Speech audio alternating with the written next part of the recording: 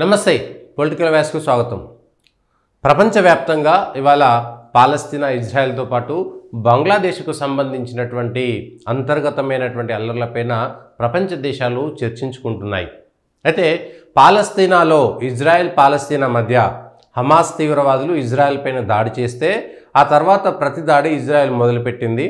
ఆ ప్రతిదాడిలో పాలస్తీనాకు సంబంధించినటువంటి గాజాలో కానీ రఫాలో కానీ చనిపోయినటువంటి వాళ్ళ కోసం భారతదేశంలో ఉన్నటువంటి అపర మేధావులు, భారతదేశంలో ఉన్నటువంటి ప్రతిపక్ష నాయకులు రాహుల్ గాంధీతో సహా కాంగ్రెస్ పార్టీ నాయకులతో సహా మిగిలినటువంటి వాళ్ళందరూ కూడా చర్చించారు. గాజాకు సంబంధించినటువంటి అంశంపై ట్వీట్లు చేశారు. దానిపైన శాంతి చర్చల పేరు మీద, పాలస్తీనాకు మద్దతు పేరు మీద, ఇంకా ఏవేవో పేర్ల మీద భారతదేశంతో సహా ప్రపంచ దేశాలన్నింటిలోనూ అనేకమైనటువంటి చర్చలు జరిగినాయి. పాలస్తీనాకు మద్దతుగా భారతదేశంలో ఉన్నటువంటి ప్రతిపక్షాలకు సంబంధించినటువంటి నాయకులు చాలా తీవ్రంగా స్పందించారు. ఇక ఈ దేశంలో ఉన్నటువంటి మేధావులు, ఉదారవాదులు, సెలబ్రిటీలు, సినిమా బాలీవుడ్ వాళ్ళు, సినిమా టాలీవుడ్ వాళ్ళు, మిగిలినటువంటి వాళ్ళు, లిబరల్స్, లేకపోతే ఒక ఎకోసిస్టంలో ఉండేటువంటి వాళ్ళంతా కూడా స్పందించారు.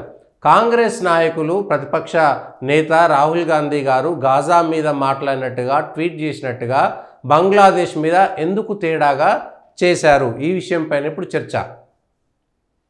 బంగ్లాదేశ్లో ఉన్నటువంటి హిందువులపైన దాడి జరుగుతున్నప్పుడు ఒక్క మాట కూడా బంగ్లాదేశ్లో హిందువులను దాడి చేయాల్సినటువంటి అవసరం లేదు, బంగ్లాదేశ్లో హిందువులకు రక్షణ కల్పించండి అని బంగ్లాకు సంబంధించినటువంటి నాయకులను ఉద్దేశించి ఒక్క మాట కూడా కాంగ్రెస్ పార్టీ నాయకుడు, ప్రతిపక్ష నాయకుడు రాహుల్ గాంధీ గారు మాట్లాడలేదు. బంగ్లాదేశ్లో ఉన్నటువంటి హిందువులకు మద్దతుగా ఈ దేశంలో ఉన్నటువంటి బాలీవుడ్, టాలీవుడ్ కానీ ఇతర సినిమాలకు సంబంధించినటువంటి సెలబ్రిటీలు, ఎందుకంటే వీళ్ళంతా పాలస్తీనాకు సంబంధించినటువంటి అంశంలో మాత్రం స్పందించి కోట్ల రూపాయలు తీసుకుని ట్వీట్లు చేసినటువంటి చరిత్ర మనకు కనబడుతున్నది. కాబట్టి మరి ఏమైంది? మన పొరుగునే ఉంది పాలస్తీనా. అంటే ఎప్పుడు 1000-1500 ఏళ్ల క్రితం మనకు పాలస్తీనా దూరం అయిపోయిందచ్చు. కానీ నిన్న మొన్నటి వరకు మన దేశంలో ఉన్నటువంటి బంగ్లాదేశు, బెంగాలీ మాట్లాడేటువంటి మన తోటి సమానమైనటువంటి హిందువులు వాళ్ళు ఇంకొక దేశంలోకి వెళ్ళడానికి అవకాశం లేనటువంటి నిరాశ్రయులైతున్నటువంటి సాటి బంగ్లాదేశ్, బెంగాలీ హిందువుల కోసం మాట్లాడడానికి వీళ్ళందరికీ ఎందుకు నోరు రాలేదు? వీళ్ళ సోషల్ మీడియా హ్యాండిల్స్ అన్నీ ఎందుకు యాక్టివ్ కాలేదు? ఎందుకు వీళ్ళు స్టేటస్లు పెట్టుకోలేదు? ఇంకెందుకు? ఈ అంశం పైన ఇప్పుడు భారతదేశ వ్యాప్తంగా చర్చ జరగాల్సిందే కదా. ఎందుకు సెలెక్టివ్గా మాత్రమే స్పందిస్తారు? ఎక్కడో ఉన్నావులో జరిగినటువంటి సంఘటన మీద, మిగిలినటువంటి సంఘటనల మీద క్యాండిల్లు పట్టుకొని తిరిగినటువంటి, క్యాండిల్ చేసేటువంటి ఆందోళన జీవులు, క్యాండిల్ ర్యాలీ చేసేటువంటి ఆందోళన జీవులు ఈరోజు ఎందుకు మాట్లాడడం లేదు? మైనార్టీల మీద ప్రత్యేకమైనటువంటి ప్రేమ కురిపించేటువంటి వాళ్ళు బంగ్లాదేశ్లో మైనార్టీలుగా ఉండి నానాటికి ఇబ్బంది పడుతున్నటువంటి బంగ్లాదేశీ మైనార్టీ హిందూ సోదరుల కోసం, సోదరీమణుల కోసం ఎందుకు వీళ్ళ నోళ్ళు పెగలడం లేదు? ఇది ఇప్పుడు ప్రపంచవ్యాప్తంగా చర్చ. భారతదేశంలో ఉన్నటువంటి భారతీయ పౌరులందరూ చర్చించాల్సినటువంటి సందర్భం ఇది కాదా? ఏ కులం లేదు, ఏ మతం లేదు, అందరూ సర్వసమానమే మనుషులంతా అనుకున్నప్పుడు అదే మనుషులంతా సమానం అనుకునేటువంటి విధంగా ఎందుకు బంగ్లాదేశ్లో ఉన్నటువంటి మెజారిటీలు, మైనార్టీలను కాపాడలేదు? ఈ విషయంపైన చర్చ జరగాలి.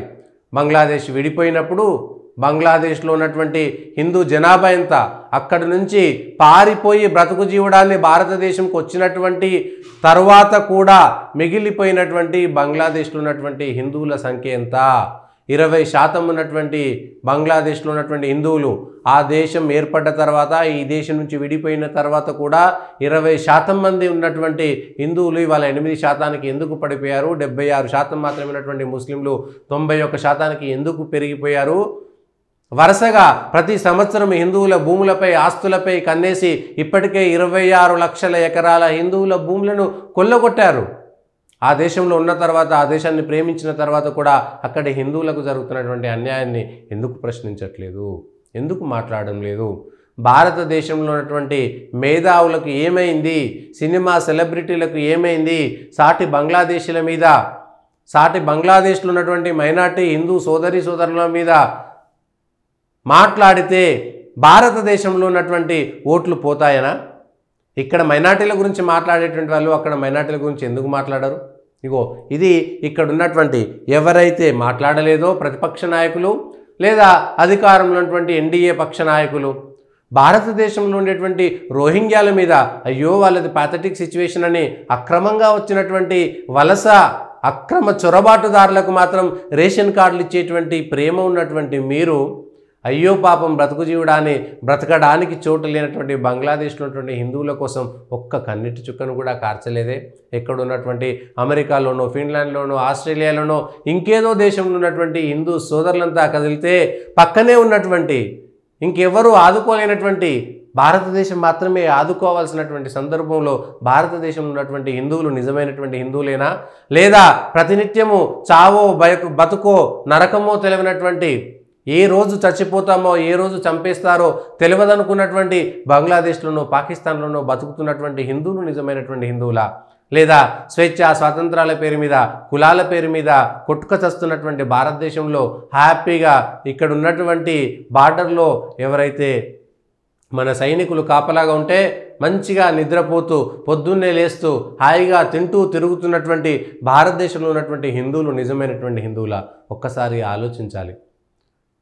ఇక్కడ భారతదేశంలో ఏ మైనార్టీలపైన దాడులు జరగడం లేదే, కానీ బంగ్లాదేశ్ల మీద జరుగుతున్నటువంటి సాటి హిందువుల మీద కనీసం కనికరం ఈ దేశంలో ఉన్నటువంటి హిందువులు ఒక్కరైనా రేపు పొద్దున మళ్ళీ వచ్చేది ఎవరు? బంగ్లాదేశ్లో హిందువులపైన దాడి జరుగుతుంటే భారతదేశంలో ఉన్నటువంటి హిందువులు ఒక్కరు కూడా సంఘీభావం తెలుపలేదు. అది మీరా మాకు చెప్పేదని రేపు పొద్దున ప్రశ్నిస్తే తలెత్తుకోలేకుండా సిగ్గుతో తలదించుకునేటువంటి వాళ్ళు ఎవరంటే మళ్ళీ భారతదేశంలో ఉన్నటువంటి హిందువులే. ఎస్, బంగ్లాదేశ్లో ఉన్నటువంటి హిందువులు మాత్రమే నిజమైనటువంటి హిందువులు, పౌరుషం రోషం కలిగినటువంటి హిందువులు, రాముడి వారసులు, దుర్గాశక్తి ఆదిపరాశక్తి యొక్క వారసురాలన్నటువంటి విషయం మనం ఇప్పుడు చెప్పుకోవాల్సిందే. అత్యంత కఠినమైనటువంటి పరిస్థితుల్లో కూడా మతం మారకుండా ఆ దేశంలో ఉంటూ గర్వంగా హిందువులుగా బ్రతుకున్నటువంటి వాళ్ళ హిందువులు, లేదా ఈ దేశంలో ఉంటూ హిందూ మతానికే మచ్చ తెచ్చే విధంగా మాట్లాడుతున్నటువంటి హిందువులు నిజమైనటువంటి హిందువులా? అదొక్కటే కాదు, ఈ దేశంలో ఉన్నటువంటి బంగ్లాదేశ్ మీద స్పందించినటువంటి వాళ్ళందరూ కూడా మరొక్కసారి ఆలోచించాల్సినటువంటి సందర్భం ఇది కాదా? ఎక్కడో పాలస్తీనా గురించి మాట్లాడగలిగేటువంటి స్వేచ్ఛ అక్కడ ఉండేటువంటి వాళ్ళ కోసం మాట్లాడుతుంటే ఈ దేశానికి ఏమైంది? ఈ దేశంలో ఉన్నటువంటి మిగిలినటువంటి ప్రజలకి ఏమైంది? మేధావుల ముసుగులేసుకున్నటువంటి వాళ్ళ కోసం నర్మదా బచావో ఆందోళన చేసినటువంటి ఆందోళన జీవుల కోసం జవహర్లాల్ నెహ్రూ యూనివర్సిటీలో దేశద్రోహుల కోసం పాటలు పాడినటువంటి వాళ్ళ కోసం ఈ దేశంలో చర్చలు జరుగుతుంటే సాటి బంగ్లా హిందువుల మీద దారుణ కాండలు జరుగుతుంటే స్పందించలేనటువంటి హృదయాలు నిజమైనటువంటి హృదయాలేనా? ఒక్కసారి ఆలోచించాల్సినటువంటి తరుణం ఇది. లక్షల ఎకరాలు పోగొట్టుకొని ప్రాణాలు అరచేతిలో పట్టుకొని అవును మేము హిందుత్వంలోనే బ్రతుకున్నామండి. ఎక్కడైతే మొఘలుల పరిపాలనలో మీరు మతం మారుతారా, జిజియా పన్ను కడతారా, చస్తారా అని బెదిరించినటువంటి చరిత్రలో ఉన్నటువంటి అనేకమైనటువంటి ఉదాహరణలు ఈరోజు మనకు బంగ్లాదేశ్లో కన్నులకు కనబడతలేవా? అవే కదా చరిత్ర మనం చదివింది. ఏ మొఘల్స్ అయితే ఏ తురుష్కులైతే భారతదేశం మీద దండయాత్ర చేసి ఏ దేవాలయాలనైతే కూలగొట్టి ఏ దేవుళ్ళనైతే కించపరిచి ఏ మతాన్ని నుంచి మీరు బయటికి పోతారో లేదా ఆ మతం నుంచి మా మతంలోకి వస్తారా లేదా చస్తారా అనేటువంటి పరిస్థితుల్లో ఈ దేశంలో భారతీయులంతా కలిసి ఇంకా హైందత్వాన్ని కాపాడినట్టుగానే ఇవాళ బంగ్లాదేశ్లో జరుగుతున్నటువంటి సంఘటనలు స్పష్టంగా అవే మనకు కనబడడం లేదా? మనం చదువుకున్నటువంటి చరిత్రలో జరిగినటువంటివన్నీ కూడా ఇవాళ మన కళ్ళ ముందు కనబడడం లేదా? అప్పుడెప్పుడో చదువుకున్నాము, కానీ ఇప్పుడు కళ్ళారా చూస్తున్నాము. మేలుకోండి. ఇప్పటికైనా మేలుకోకపోతే ఈ దేశం ఒక్కసారి ఆలోచన చేయండి. భారతదేశంలో ఉన్నటువంటి వక్ఫ్ భూములు ఎంత, భారతదేశంలో ఉన్నటువంటి ముస్లింల జనాభా ఎంత, అదే పాకిస్తాన్లో ఉన్నటువంటి వక్ఫ్ భూముల పాకిస్తాన్ మొత్తం వైశాల్యము భారతదేశంలో ఉన్నటువంటి వక్ఫ్ భూములకు సమానము. అంటే ఈ దేశం మీద కుట్ర జరుగుతుందా లేదా అనేటువంటిది ఈరోజు అప్పటికప్పుడు దూపైనప్పుడు బాయితోకున్నట్టుగా ఏదో జరిగినప్పుడు మాత్రమే మనం మాట్లాడతామా? హైదరాబాద్ పాత బస్తీలో అల్లర్లు సృష్టించి కట్టుబట్టలతో సహా ఉంటున్నటువంటి ఇళ్లను తగలబెట్టేసి రాత్రికి రాత్రి అక్కడి నుంచి పంపిస్తే ఇప్పటికీ మళ్ళీ వెనక్కి తిరుగు చూసుకోలేనటువంటి ఎన్ని బస్తీలు ఉన్నాయి? జమ్మూ కాశ్మీర్లో జరిగింది ఏమిటి? ఉత్తరప్రదేశ్లోనో బెంగాల్లోనో ఇప్పటికీ జరుగుతున్నటువంటివి ఏమిటి?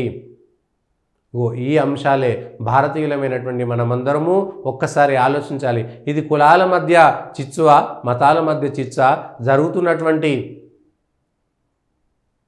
సంఘటనల సమాహారాన్ని చూడాల్సినటువంటి సందర్భమా, లేదా గత చరిత్రను ఒకసారి నెమరు వేసుకొని మన భవిష్యత్తును కాపాడుకోవాల్సినటువంటి సంధి సమయమా? ఒక్కసారి మనమంతా ఆలోచిద్దాం లేండి.